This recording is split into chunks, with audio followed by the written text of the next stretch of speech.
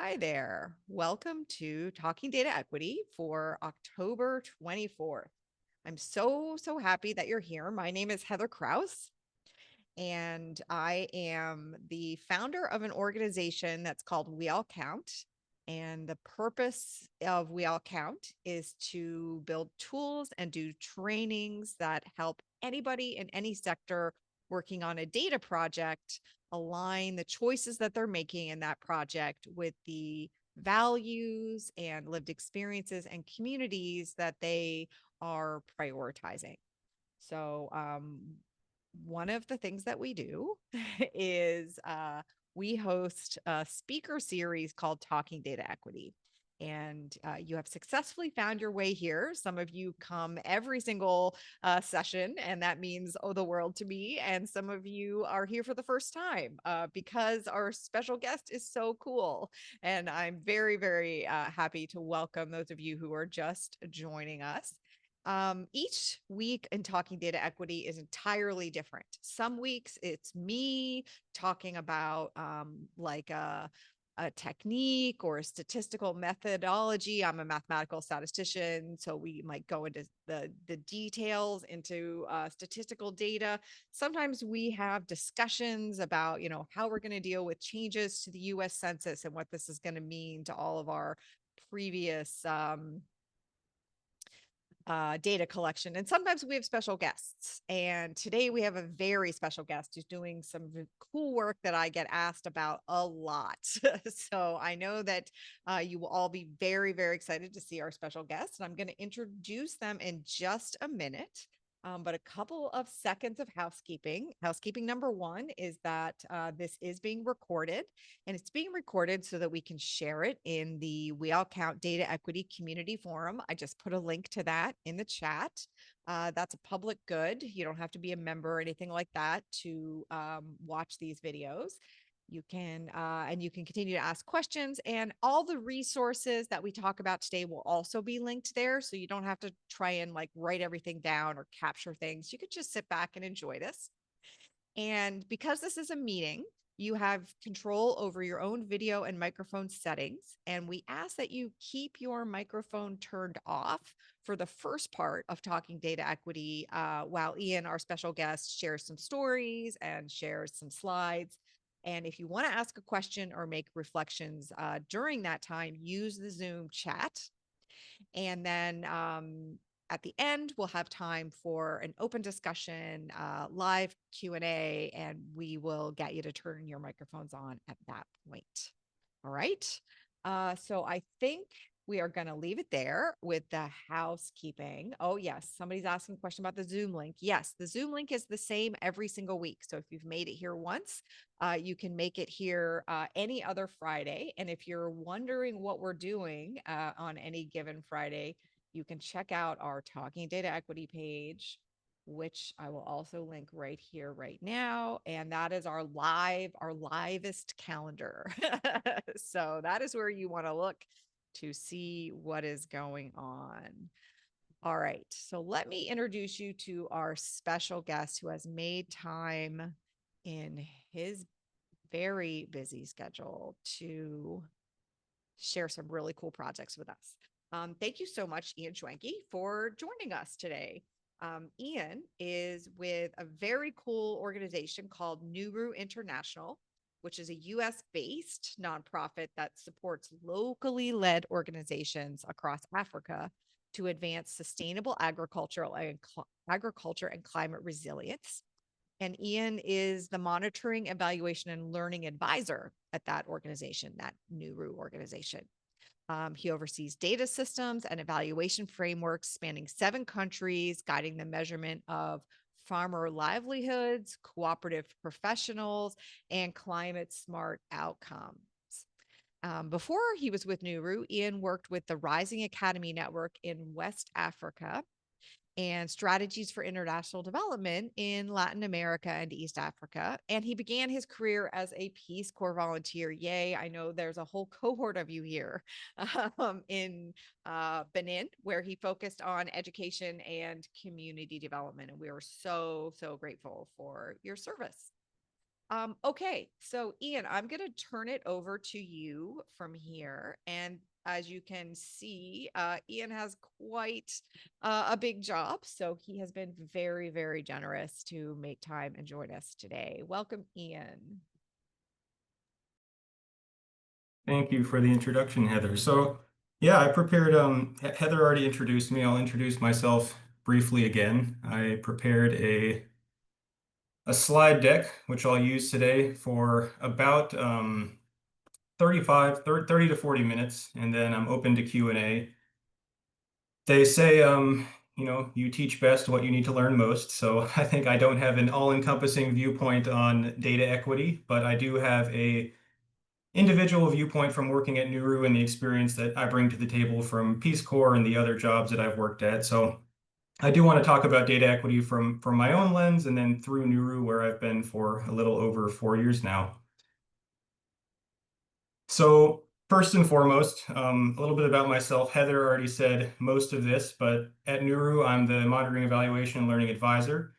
So I'm focusing mostly on building monitoring, evaluation, and learning MEL frameworks that are on one side methodologically sound, on the other side locally informed and grounded. She said previously, I began my career as a Peace Corps volunteer. This is, in my opinion, the ultimate form of locally led development is living and understanding a community at the ground level. And then ongoing, I'm working on publishing a few different papers around locally led development, again, from my viewpoint, and I'm active in a few groups in Washington, D.C. as well. If you're in the D.C. area, be happy to connect later. On the other side, Nuru. So if you've yet to look up Nuru, we are a collective of locally led organizations, 7 of them in East and West Africa. We originally were established back in 2008 in Kenya and have grown to 7 organizations since then, the majority of which are in West Africa now. So we focus on supporting smallholder farmers as well as pastoralist households these days. The Nuru that I work at, Nuru in the US, is a 501c3 nonprofit, and we are part of the collective of locally led and locally owned organizations in these geographies. So again, our priority, locally led development, leadership, design, and learning across the collective. Before I dive too far into that, though, I wanted to give a little context. I know not everyone here is in the international development sector. You might recognize some of the logos on the right for better or for worse these days, but a little context and background. So what is international development? I would define it as long-term efforts to reduce poverty and build resilience in normally low and middle income countries. It's distinct from what you might be familiar with as well, which is humanitarian relief, which is more short-term and as a crisis response. So Nuru fits within the development sphere.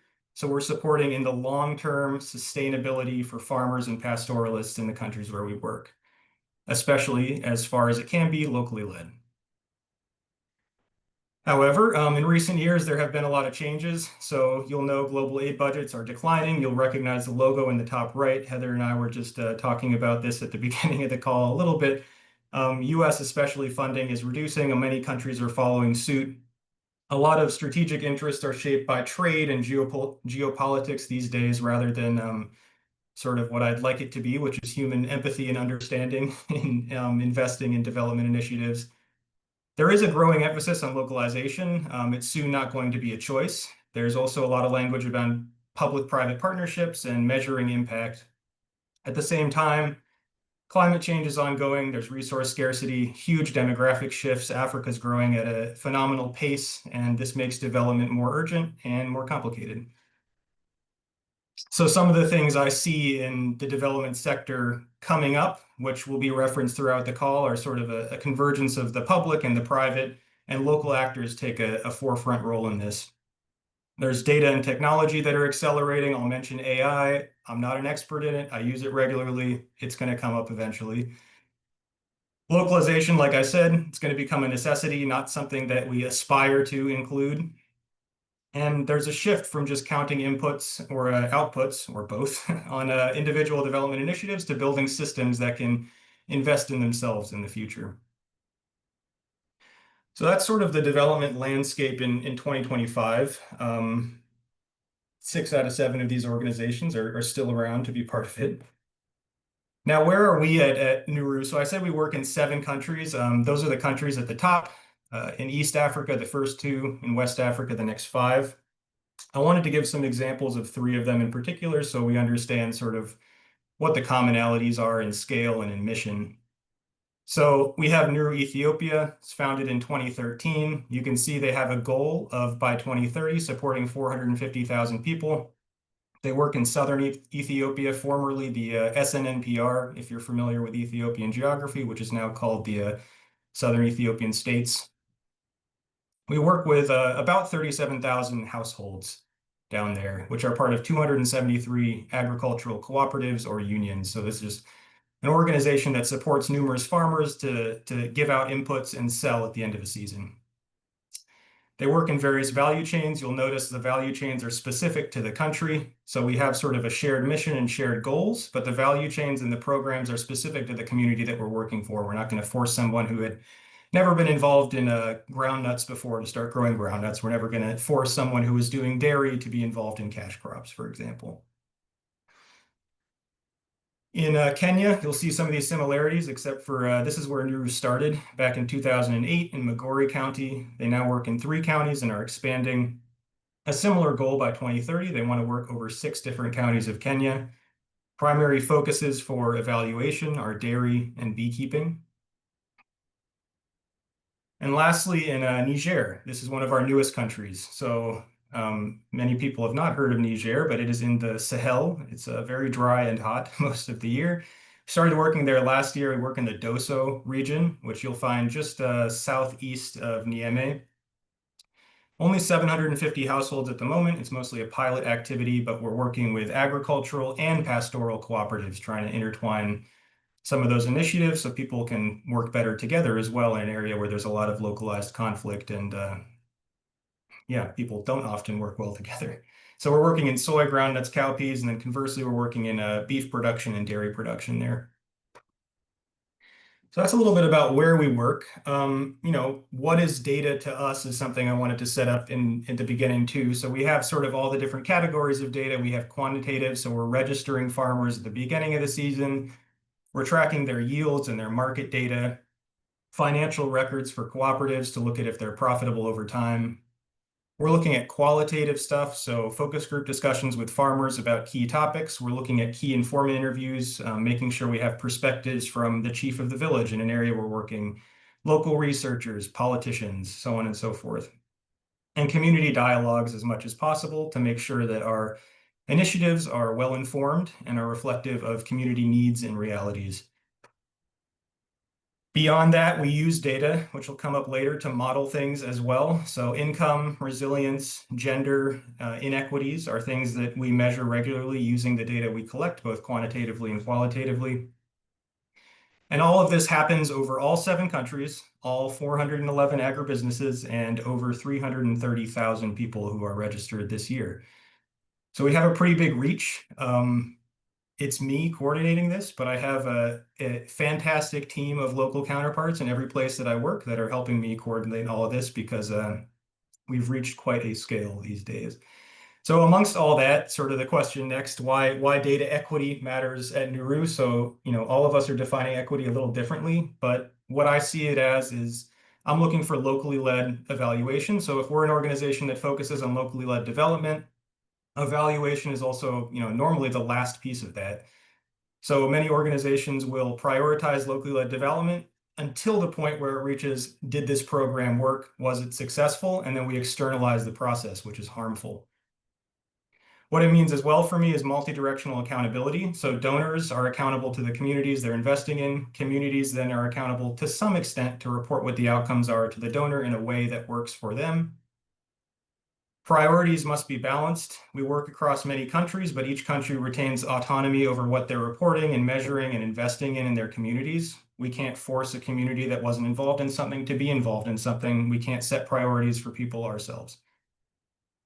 And above all else, data equity is an ethical practice, which will come up over and over again. Nuru and many development organizations are working with very low literacy and rural participants. So ensuring data is formatted and understood in a way that's accessible to people is one of our highest priorities, and delivered back to them in a way that they can understand and action on it as well. So I mentioned a little bit, where Nuru works, what we do, what our data looks like. This is what the structure that I work in looks like. So Nuru is monitoring, evaluation, and learning structure. So me, the Nuru on the left over there, Nuru US. We have all the other Nurus as well. I took three as an example, but we're multiple organizations, but we have a shared knowledge and a shared approach. So within this structure, we have a MEL community of practice. We have exchange visits between countries. We have a global advisory council where each organization elects people to set organizational-wide policies and priorities. We have collaboration, and we're sharing methods and processes and approaches between our organizations. So from me to local Nurus, I'm providing sort of MEL expertise, given my background, my academic background, my experience, technical review on things, connections to partners and donors and researchers. From local Nurus back to me, I'm getting the context I need to be able to share the expertise that I can share, and also program insights that ground my experience and my suggestions in the reality that they're having locally. Between both of us, we're making the best possible connections locally and internationally to donors and researchers and so on and so forth. And between each Nuru, we're exchanging best practices, survey tools, training materials. We're building that ecosystem that improves everybody together. If Nuru Kenya has worked in a groundnut peanut production somewhere, they know what works well, what doesn't, how to collect that data. They're going to share that with Burkina Faso, for example. We do that individually, increasingly so. So I'm completely out of the picture. We also have a community of practice where each month rather, someone takes the lead to present a sort of focal topic in that sense. So that was how Nuru works, what data we use, how the MEL structure works, which I lead to some extent, but mostly at this point facilitate with local counterparts. So what I've been thinking about a lot recently with the shift in international development and with my local counterparts and how we operate as Nuru is this sort of local evaluation, and who gets to evaluate is what I titled this article. But Heather saw this article, which is why I'm here today, and many people saw this, and I've had some good conversations come out of this. But I titled this, the American Evaluation Association, they have a blog called AEA 365. I'd encourage you to follow it. But every day they have an article that comes out from an evaluator that brings up an important point that needs to be shared. So I titled it, Who Gets to Evaluate? Why Local Organizations Must Lead Their Own MEL. So I argued a few different things. First and foremost, credibility in evaluation is too often linked to distance from implementation. As such, the local evaluators and leaders are often pushed to the side under the assumption that somebody externally is going to be able to tell the story and analyze the data better. In doing this, we're reducing not only their agency, but the relevance of the evaluation, the cultural accuracy, and the learning eventually that can be transformed and given back to the community. So what we see at Nuru, and what I would argue is the most rigorous system, combines all of the actors. You need local leadership. You need often external technical support and validation, and you need people that bring that system together. So why this matters for Nuru and bringing it back to development is localizing necessarily with the reduction in international funds. Evaluation is often one of the last things to localize. So Nuru, we're trying to change that by embedding the capacity to evaluate and the skills in country and between countries as well. So, I argue that is where data equity begins. So who's collecting and interpreting and able to analyze and own the data is who's determining the reality and the results of that program. So, the current concerns that I highlight as well is that donors often don't like this. So they still privilege sort of objectivity externally. They want someone external, whether that's hired by them or a third-party entity, to evaluate local programs and tell them what's working, rather than trusting local entities. So, what donors do need to do is realize that a lot of this local talent and contextual relevance exists, and there needs to be a mix and a future in where we're trusting local organizations and evaluators to lead it themselves. So what I ended the article with is it's not a question of is there that capacity locally, but will we let them use that capacity?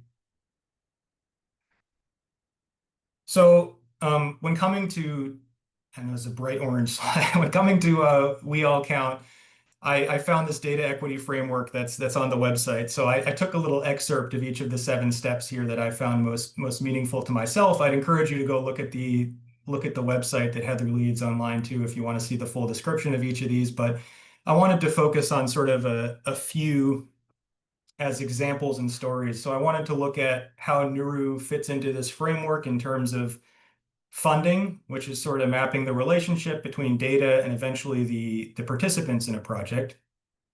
I wanted to talk about data collection and sourcing, which is talking about how, when, where we get our data, and who's deciding those questions, and the interpretation, which is who gets to decide what the results mean. So starting with the very first one, funding. Funding at Nuru, this is a super simplified graph here, but we're normally getting our funding from foundations or bilateral institutions. It's going to a local Nuru entity, which we're facilitating a lot of the time in terms of getting those connections and supporting the processes. And then that is going to local communities and farmers for the implementation of the program, the support of their livelihoods, so on and so forth. The way I structured the right of these slides, the next 3 is I'm posing a context that's real or extrapolated beyond something that we've actually done. I'm saying why it's a data equity problem. I'm saying how we approached it and the takeaway in my point of view, which I welcome other opinions on as well. But one of the key funding problems we've run into is defining what we'd like the outcomes of projects to be. For funding, we need to agree on what we're actually funding. So donors, in this instance, I'm imagining a donor funding Nuru Benin wants to increase community resilience. If you've worked in this sector, you've seen the desire to increase resilience many times. This concept is very rarely defined well, or if it is defined well, it's going to be completely different from the next person that comes along and asks you to measure the same thing. So without this common definition, people have to interpret what resilience means on their own. And in this instance, you risk a foundation, even me, my local counterparts in the community, all defining resilience differently. So what we need to do in this instance is collaborate across levels, draw on evidence, and engage communities to come up with the best possible definition and be aware before funding happens what the outcomes are going to look like. One of the best ways Nuru has done that, we conducted an RCT, which is a randomized control trial. Again, anyone in development or health evaluation will be familiar with that.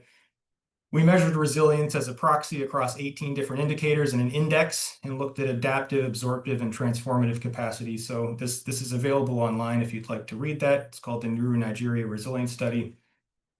We're drawing on evidence to define resilience, so it could be a proxy of those 18. We're looking at local insight from our team in Benin. How would they define resilience? What is the community able to provide in terms of data? And then across levels as well means asking the donor what they expect as well and trying to harmonize sort of the local reality, our experience, and with what the donor expects. And we're normally able to do this pretty efficiently. Back when we're, the larger the entity, some bilaterals don't allow that flexibility, but still you have to look at, where context is allowed.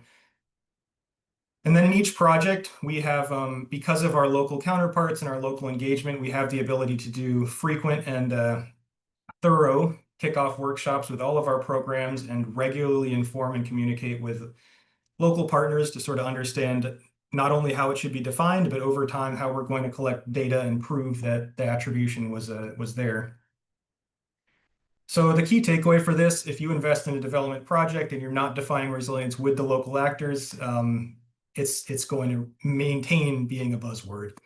So what we need to do is make sure that it's measurable, contextually valid, and modeled to some extent. So last thing here, what did we do? The resilience study is there. Often resilience means a proxy indicator for a lot of donors is what I've seen. So for some people, it's incomes. For some people, it's decreases in shock exposure. For some people, it's having an additional livelihood. I forgot to mention at the start too, I have a bunch of links in here. You can find this RCT if you Google it, but if you would like any of the links that are present in here, I'm happy to share the presentation, or you can follow up with me and ask for them as well. I embedded them here in case you do get it. You can just click through. So data sourcing and a collection, this is one of my personal favorite ones and an initiative that I started last year. So I wanted to put this in here. I imagine a lot of people will relate to parts of this, but so our annual yield surveys, we ask yearly in every country a sample, a subset of farmers, how much did you produce this year? How was it weighed? What did you sell? Did you sell it through the cooperative? How much did you earn? So on and so forth. What we saw last year in one particular Nuru country is a large gap in production between men and women. This is a quantitative data set. So we saw this, and we saw, using real numbers here, roughly, men's production was about 850 kilograms per hectare. That's actually pretty good. So almost, almost half a ton of production on 1 hectare of land, not bad. That's nearing sort of national benchmark averages.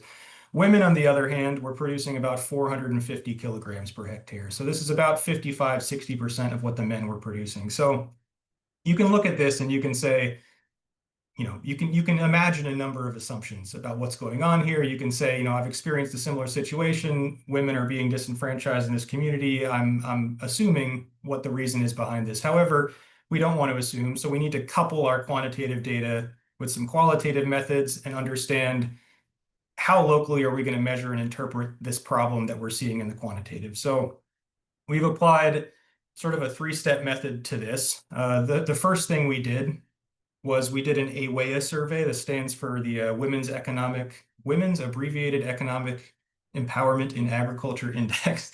So if you search for that acronym, you'll find 3 versions of this tool that have been used a number of times. We did it in Ethiopia, Burkina Faso, and Nigeria, which are where we saw the greatest quantitative disparities. But this tool sort of measures agency across 5 different subdomains that are normally attributed to agricultural production, and the differences, the disparities that are seen there. So here's what we saw. If you can't read those words, I'll go through it. This is the result of a question. Who decides in your household decisions related to agricultural production? So who makes decisions related to agricultural production in your household? This was one of those 5 domains. On the left, you can see female respondents, about 450 of them. On the right, you can see male respondents, about 300 of them. That's how we disaggregated this. The results are pretty clear and pretty shocking here, or maybe not shocking if this was your assumption after the quantitative result. Men are making the decisions regarding agriculture. So, you have another layer of assumptions now that maybe if you have 2 plots at the house, the man is deciding to use the good inputs on his plot. You're looking at the house, if there's 2 plots, the man is focusing all the labor on his plot and leaving behind the women's plot. So when we're getting to that annual yield survey, we're measuring the plots. It's not a difference of production ability between men and women. It's a difference of access of resources and decision over who's accessing what, who's using what at the end of the season. We took it a step further as well. So you can do this survey wrong, I'd argue. So we're partnered with an external organization called Humanity Crew to train staff on how to conduct trauma-informed and gender-sensitive data collection. So, for example, if you're asking this question, who's making decisions? If you're asking a woman and her man is standing, her husband is standing right behind her, in this context, maybe she's not going to give you a real answer due to fear of repercussions, for example. Or if you're asking this question to someone who's recently undergone trauma or is in a sensitive conflict-related area, maybe you want to frame it a little bit differently or make sure that they're in a safe space before responding to that. We're currently using these tools in focus group discussions in Benin and Burkina Faso to sort of take that next layer of assumptions further and ask what's going on, how can we improve these outcomes over time. In countries where we've been working for 4, 5, 6 years, this has shrunk. This is the greatest disparity that I'm showing here between decision making. In Ethiopia, it was only a matter of about 6 or 7%, I believe. Whereas here you can see it's quite drastic.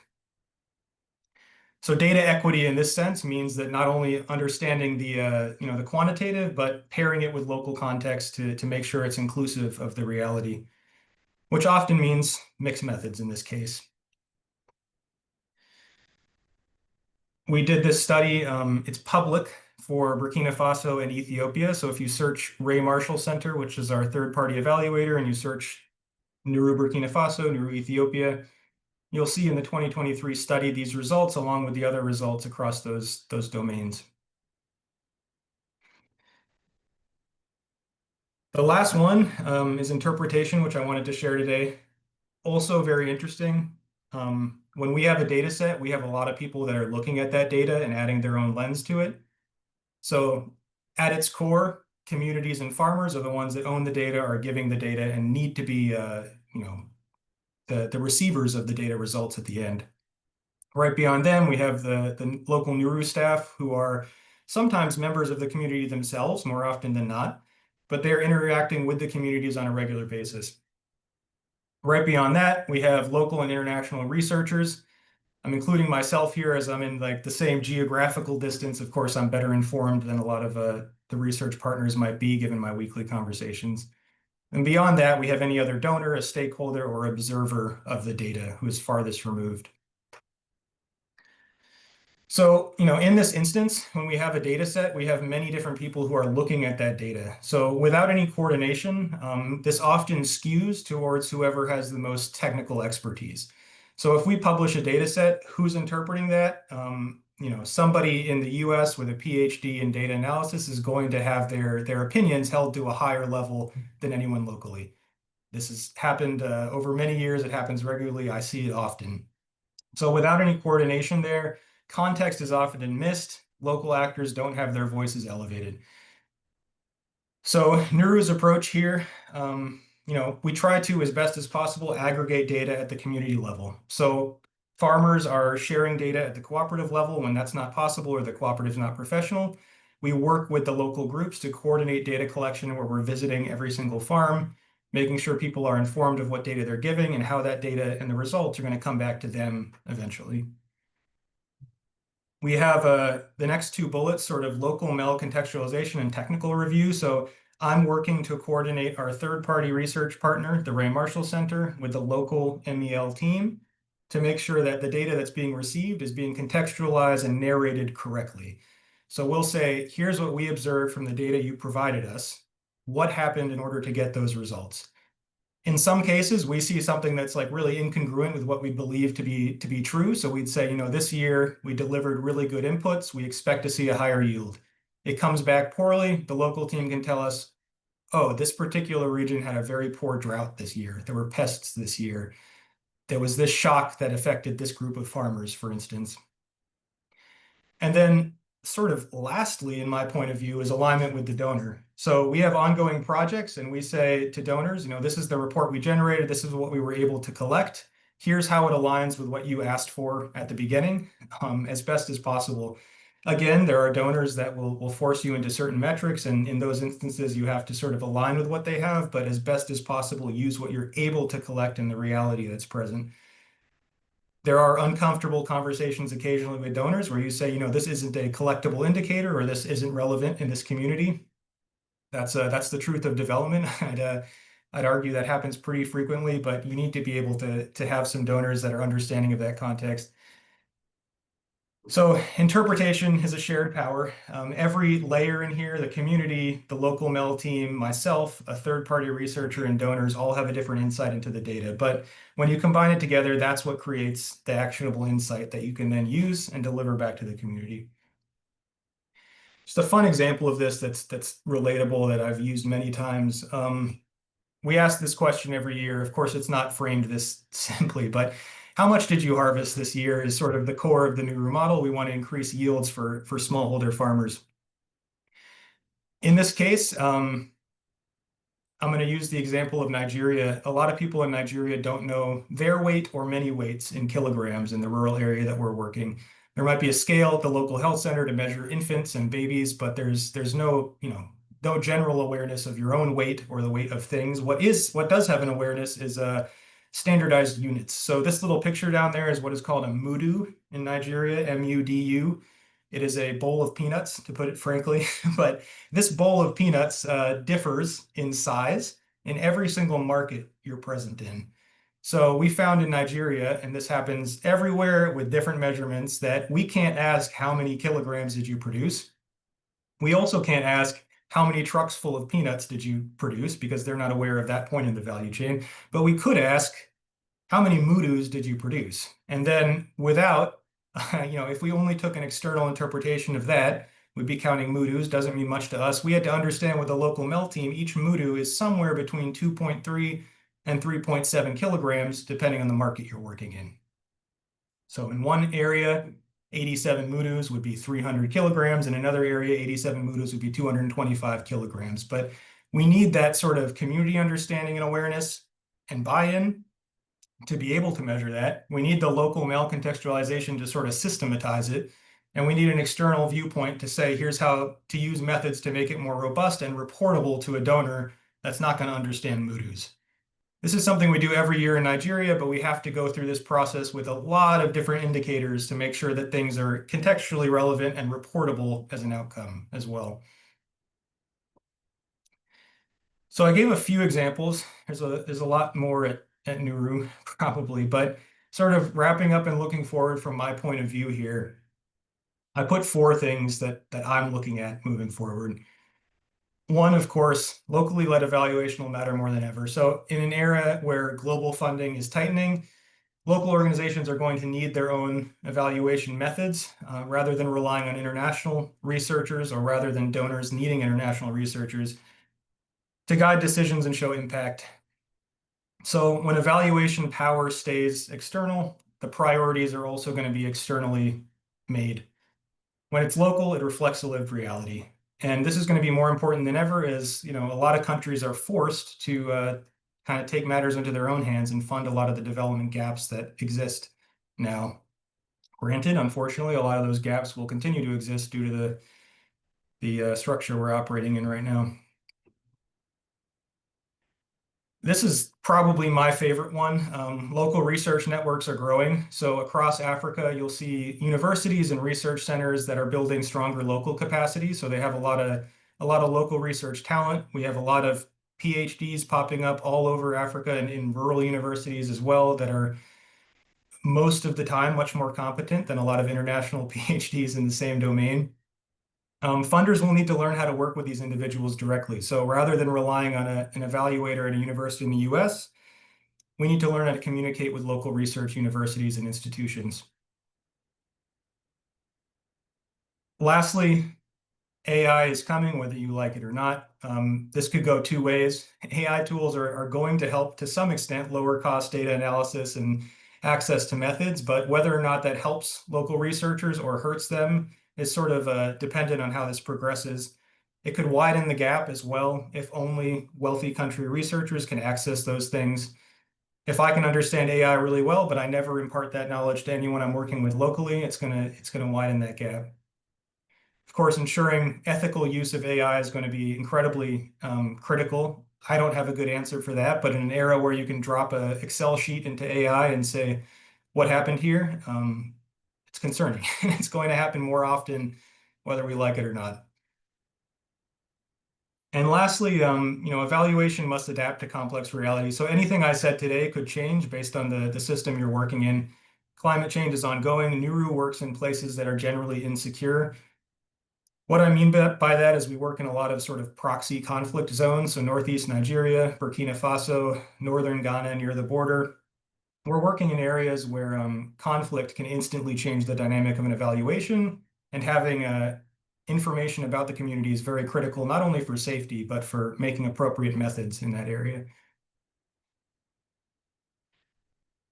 So I left some contact info here. I imagine my email is pretty findable, but my counterparts down below, those are sort of 3 of my most tenured monitoring evaluation counterparts in their countries. Over in East and West Africa, it's already 6, 7, 8 p.m., which is why I didn't mandate they show up to this.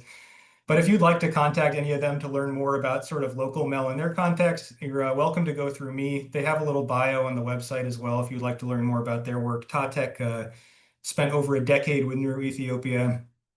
Bless has a background in IT, which is very interesting coming from an evaluation standpoint. And Suleiman used to work on USA projects in Burkina Faso and has that lens as well.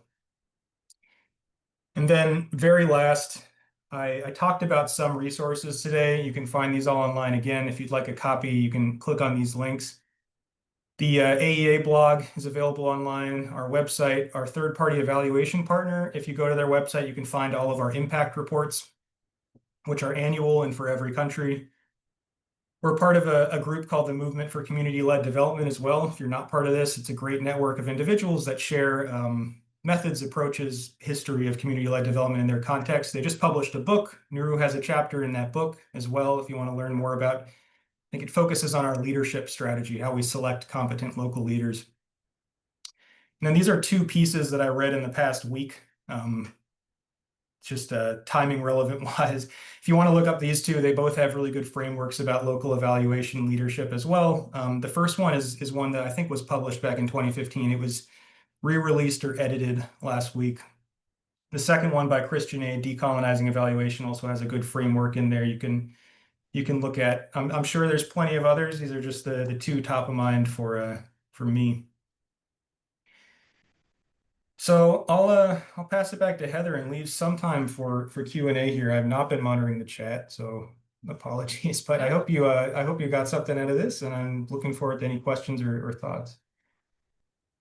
Thank you so much, Ian. I can assure you that we got a lot out of that, and that was a fantastic presentation. I don't know what is appearing on your screen right now, but hopefully it's a lot of clapping hands and hearts because that's what people are putting into the chat. And that was such a nice introduction of what it is you're trying to do, and then practical examples of how it's actually working. That is really one of the most effective ways that I know this community learns. And so I appreciate you being so transparent. One of the notes I made early on in your slides, you wrote one of the keys was like do the local stuff while maintaining rigor and transparency. And I made a note that maintaining was a very generous word for most non-local evaluation that claims to be rigorous and is sometimes rigorous and is almost never transparent. And so I thought you were being very generous, but I could see how Nuru is being so rigorous and transparent simultaneously. So I think the word maintain does apply to your work. And we will, for people who want all those resources, we'll make sure that you have access to all of those. We'll link those and the recording in the Data Equity Forum. So if you have a question, thank you so much for leaving your microphones turned off while Ian shared the examples and his work. Now is your chance to turn your microphone on and share a reflection or ask a question.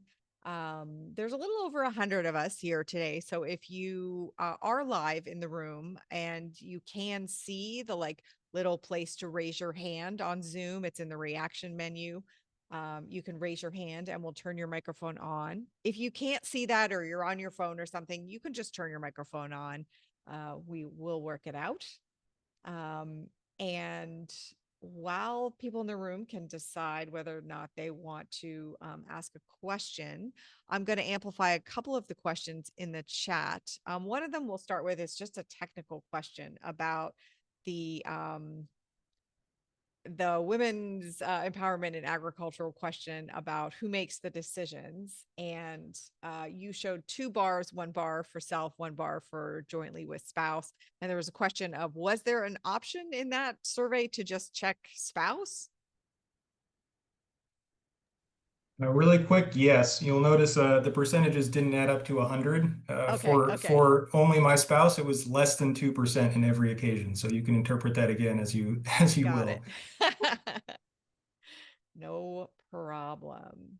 Another question in the chat is what strategies oh, I see. What strategies have you with local Nuru MEL staff developed to effectively engage farmers and communities in data collection? When I worked in international development, enumerators would report that word would precede them that they were on their way, and farmers would leave their homestead so they could not be found because they didn't want to feel obligated to spend time answering questions. This is a very good question.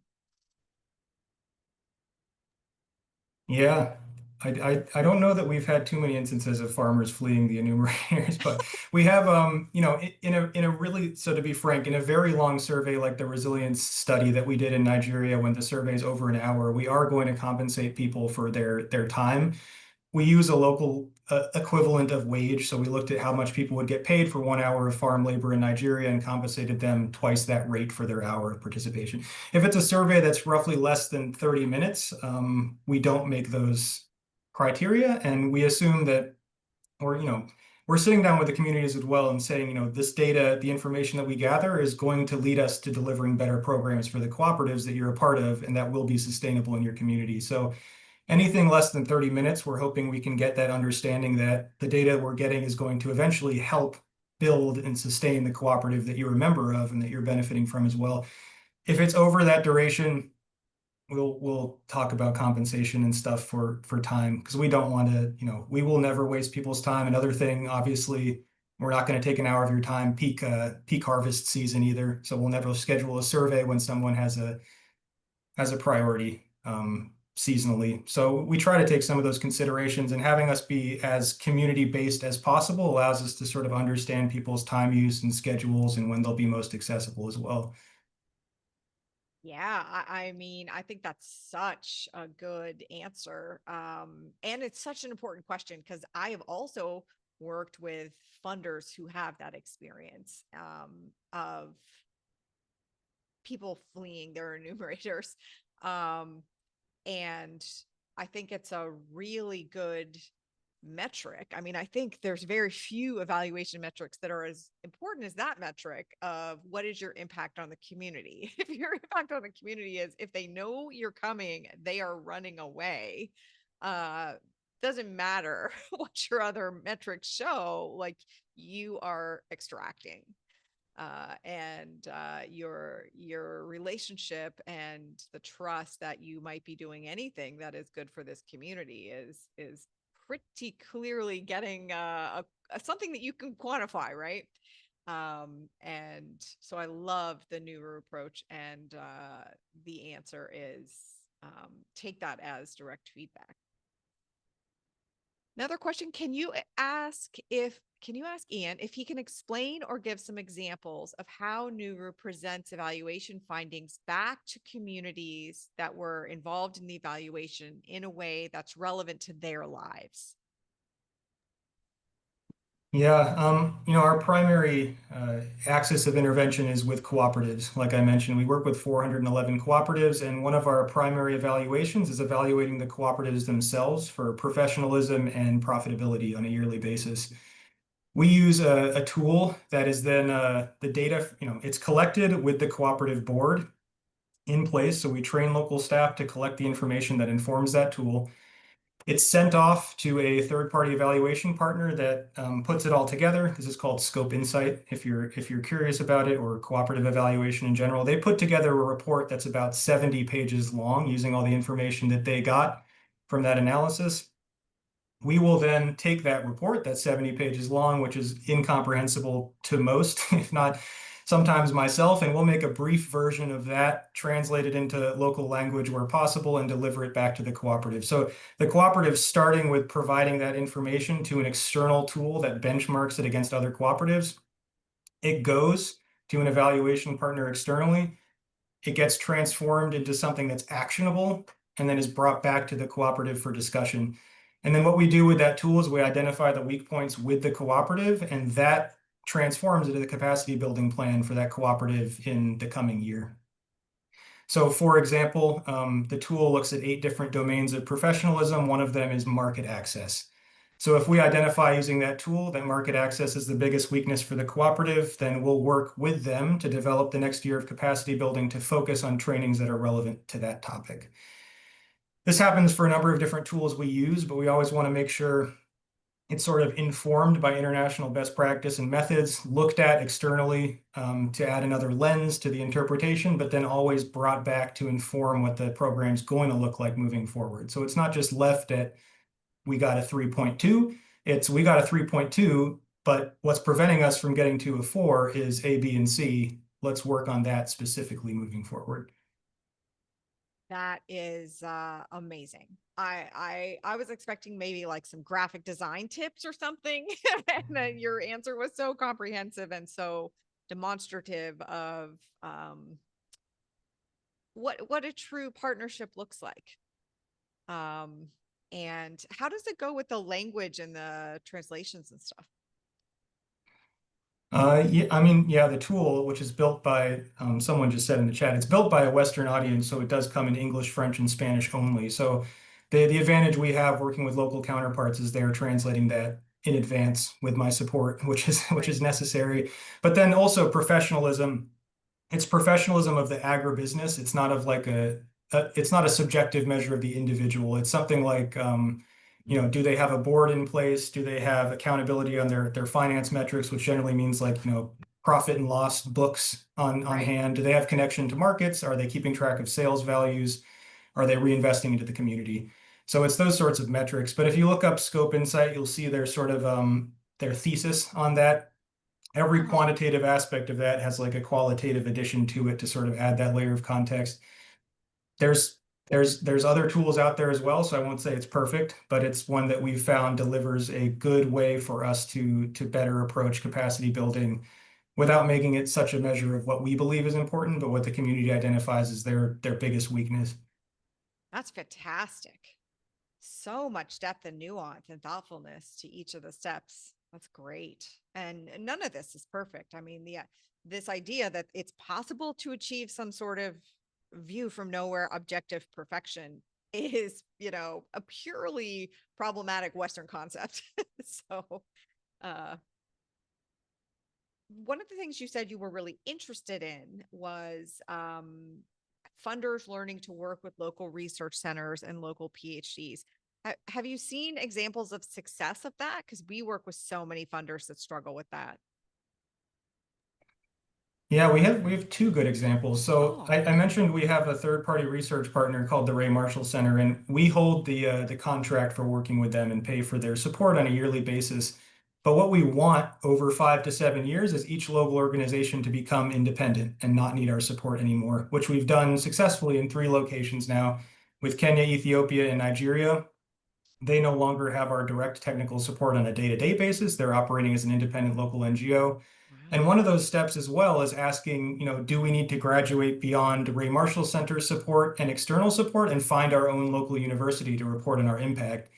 And this is just sort of happening right now in both Ethiopia and Nigeria. They're finding sort of local research institutions and universities where we have people locally that have the same skills that we have, externally, and that they're paying Right. for that and allocating for that in the programs that they're doing now. So our Nigerian counterparts found a university in Maiduguri in Nigeria that is now working with them to report their impact. So our job now is to sort of align the story, and methods are important to keep the same on a year basis. So saying, what have we been reporting with the Ray Marshall Center, and how is that going to transition to local counterparts in Nigeria?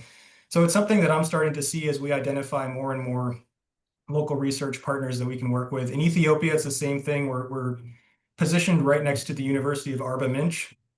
They have Uh-huh. a whole agriculture department. We did a project with FID, the French government, a couple years ago, where we integrated both international researchers and two local researchers into the same proposal. And I think that's the ideal when you can have sort of international Right. technical viewpoints, but also all of that local research knowledge and lenses on the evaluation as well. So that was the ideal. Not every donor will fund that many people and perspectives, but that is the ideal to have international, local, researchers, implementers, everybody involved. Right.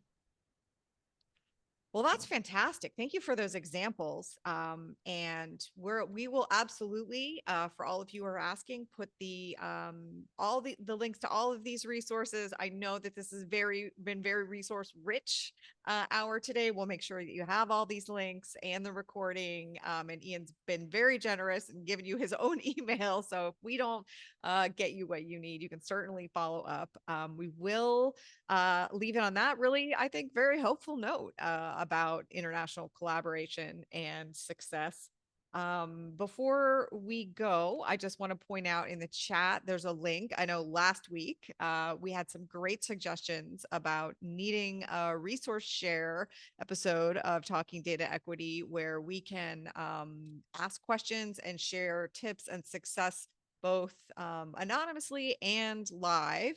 About how to cope right now with what's going on with US policy as it relates to data. And so we thought that that was a great suggestion. So we're going to do it November 21st. And as I said, do not leave me hanging. Do not leave me alone on that November 21st Talking Data Equity. I need your questions. I need your resources. I need the situations that you find yourselves in. And we put an anonymous data collection form there so that you can share all of that. So we have something to talk about when we get together on November 21st.